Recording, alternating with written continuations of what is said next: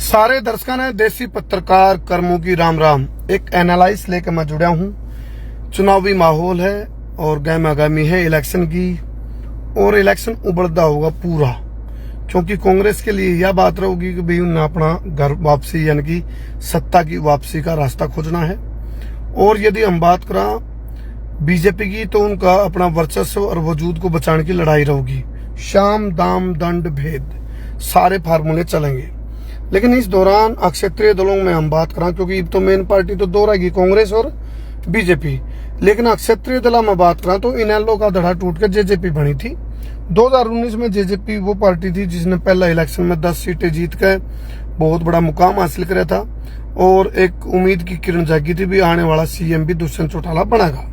कुछ लोगों ने सलाह भी दी थी दुष्यंत चौटाला को, भी इस टाइम आप बीजेपी के साथ अलायंस ना करो, तो उसका फायदा ये होगा अगले इलेक्शन में आप फुल फ्लैश सीएम के तौर पर आओगे, शायद वो भी जानदा शायद। लेकिन दुष्यंत भी दो राय पर खड़ा था। दुष्यंत को पता था यदि अब मैं इस बात का चक्कर में पड़ा कि भी अगली बार मैं सीएम बनूंगा, तो चाचा के साथ जो एक राजनीतिक मैच चल रहा था, पॉलिटिकल मैच, उसमें भी जवाब देना था, कुछ पुराने हिसाब किताब के बदले भी लेने थे।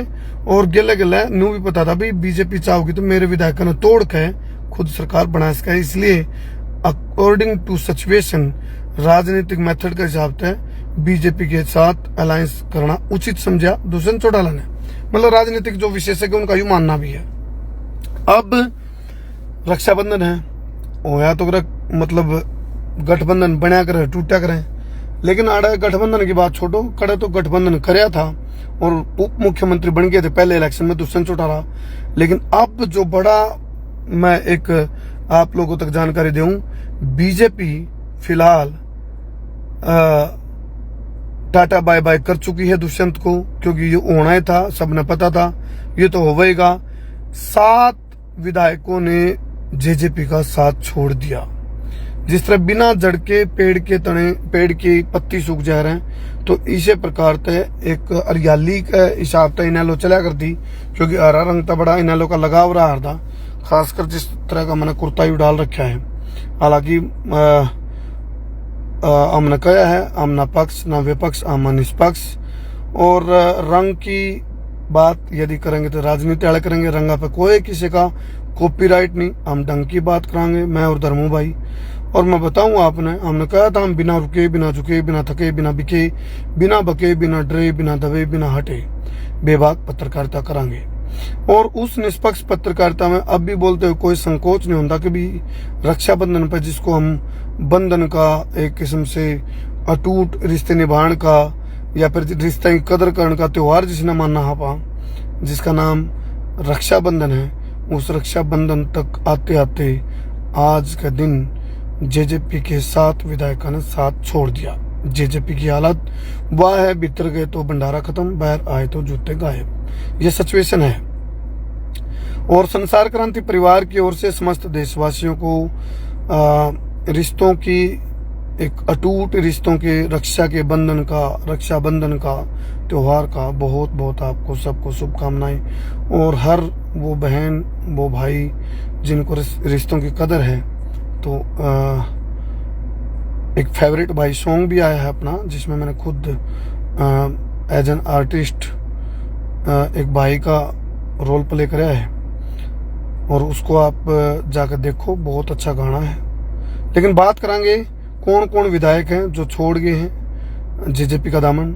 रामकरण काला शाहबाद सीट से, जो कि रामकरण काला की पहले भी दूरी बन रही थी पार्टी से, कुछ मतलब भाषण खुड़के थे, तो रामकरण काला साथ छोड़ गया। जोगीराम सिहाग साथ छोड़ गया। और दादा गौतम तो ओके ना होना, मतलब यदि वो रिंदा भी तो भी ना बरका था पार्टी के साथ, क्योंकि उनकी विचारधारा मैच नहीं कर रही थी दुष्यंत के साथ। जोगीराम सिहाग की बात करें, यदि मैं बच्चे की बात करूं तो बच्चे हैं जो 3 विधायक वो हैं, नैना चौटाला, दुष्यंत चौटाला और अमरजीत डांडा, जो कि जुलाना के विधायक। गए कौन कौन? रामकरण काला गया, ईश्वर सिंह गया, जोगीराम सिहाग गया, दादा गौतम, देवेंद्र बबली, अनूप धानक, ईश्वर सिंह। और हम बात करें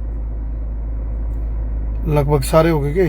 देखो मैं अनूप धानक, ईश्वर सिंह, दादा गौतम, जोगीराम सिहाग, देवेंद्र बबली, रामकरण काला और एक कौन सा पढ़ रहा चाड़ा और भी कौन है एक दादा गौतम आ गया, हाँ रामनिवास सुरजाखेड़ा। तो ये 7 छोड़ गए हैं। आप भी कमेंट करके बताओ कि जेजेपी का भविष्य क्या रहेगा। फिलहाल तो खैर कमेंट करने की है नहीं बात यहाँ, लेकिन एक चीज जरूर बताओ कि कट कॉपी पेस्ट की जो राजनीति है उसको आप कितना अच्छा मानो हो और आपकी राय में क्या है। हाँ, जेजेपी जो पार्टी पहली बार बनी थी और 2019 में आकर सत्ता का हिस्सा बन गई थी, आपकी राय क्या है? क्या जेजेपी इस चुनाव में अपने अस्तित्व को, अपने वजूद को, अपने वर्चस्व को कितने न कितने कायम कर पाओगी? आपका क्या मानना है? और इसका जो जेजेपी का जो भविष्य है वो क्या होगा? हरियाणा में क्या लगा आपने बीजेपी और कांग्रेस के बीच जो युद्ध, राजनीतिक युद्ध होगा, उसमें विजेता कौन? और यदि कांग्रेस की बात करें तो उसका सेनापति कौन है? बीजेपी की बात करें तो उसका सेनापति कौन है? किस पे सैन्य शक्ति ज्यादा है? किस पे योद्धा ज्यादा हैं? किस पे कौन कौन से आईटी सेल के वार हैं? किस किस पे जातिगत और धार्मिक तरीकत राजनीतिकरण के जो फार्मूले हैं वो कौन सी पार्टी पे ज्यादा है? कौन सी बातें न जनता मानेगी, किसने नकारेगी? क्या सत्ता के प्रति एंटी इनकम्बेंसी भी देखने मिलेगी? जो धरने पर जो लोग बैठे थे आचार संहिता लगने से पहले, तो उन लोगों को अलग अलग कैटेगरी, चाहे वन मित्र हो, वोकेशनल टीचर हो, उन लोगों को क्यों कर बीजेपी की तरफ से अपने फेवर में लिया जाओगा या वो विरोध में जाओगे? क्या रहेगा आप बताओ कमेंट करके। लेकिन क्या बात थी भाई, इस राजनीतिक अभी जो 2024 के विधानसभा के हरियाणा के आम चुनाव हैं, इसमें किसके अंगूर खट्टे हैं, किस पार्टी के अंगूर खट्टे हैं? और ये जो जेजेपी के 7 विधायकों ने साथ छोड़ दिया, वो इस चुनाव का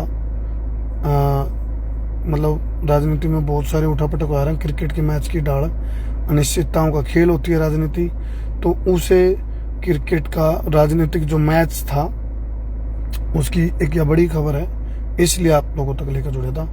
वीडियो ने जी लगे शेयर कर दिया। बहुत बहुत धन्यवाद। जय हिंद, जय हरियाणा, जय जवान, जय किसान।